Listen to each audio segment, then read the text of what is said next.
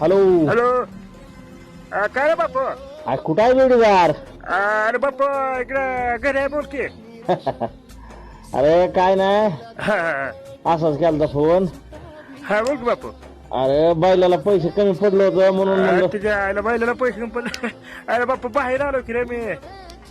हा बाहेर आलो रे बापू, जरा म्हणलं. बाहेर आहे होय. हा बाहेर आलोय. करू का सध्या कॉल कर तुला?